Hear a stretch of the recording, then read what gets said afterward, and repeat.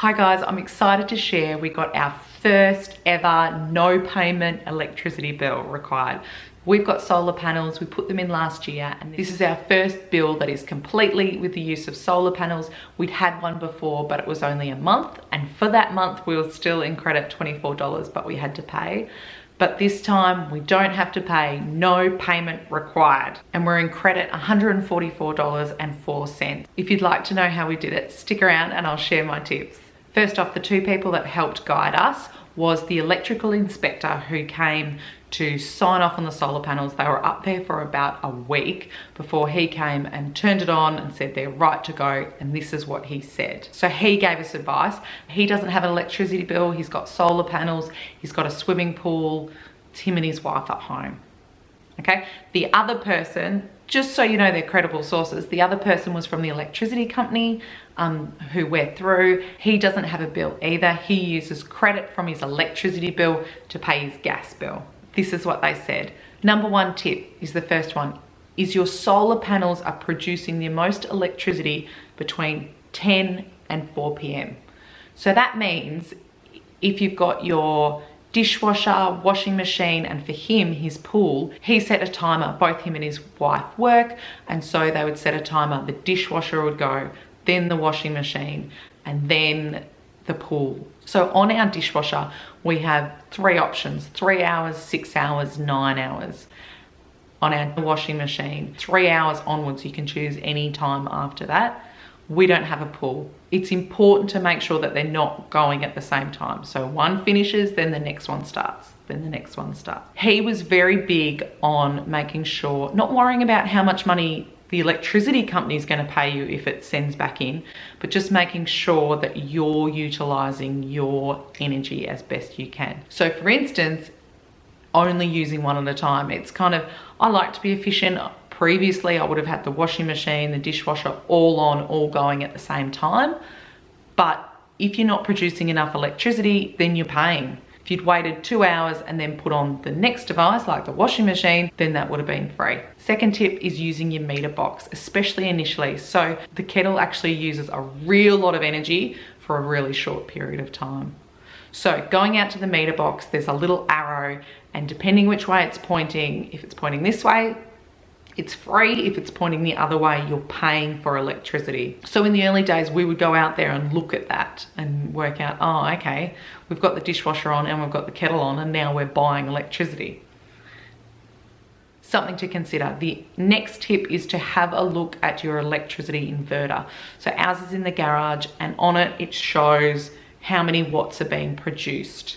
So ours has been up to, it's a 5,000 kilowatt. It's been just over 5,000, and you want to see the green light. You don't want to see the yellow light in the middle of the day. That shows there's a problem. We haven't had that. It's green if the sun's shining. But if it was orange, then he told us to contact the people who installed our solar panels. So I'd look at the inverter, work out how much we've got, and then look at if we were buying electricity or if it was free, and just kind of work it out. What I've discovered for us is 2,000 watts is what we aim to get before we put the dishwasher on and before we put the washing machine on. So in summer, I would check that. We'd be up to those watts at 8:30 in the morning. So I'd put the washing machine on then.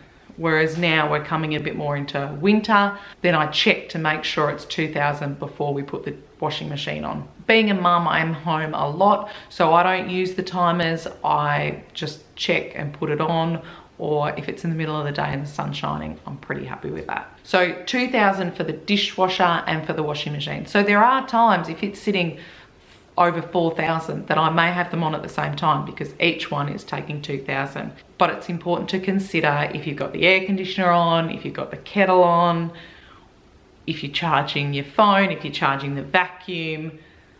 So it is a lot easier to just kind of do one at a time. My fourth tip is change of habits. So I used to really like end of the day, clean up the kitchen after tea and put the dishwasher on. And then first thing in the morning, as you're getting breakfast, you empty the dishwasher and put the dishes away.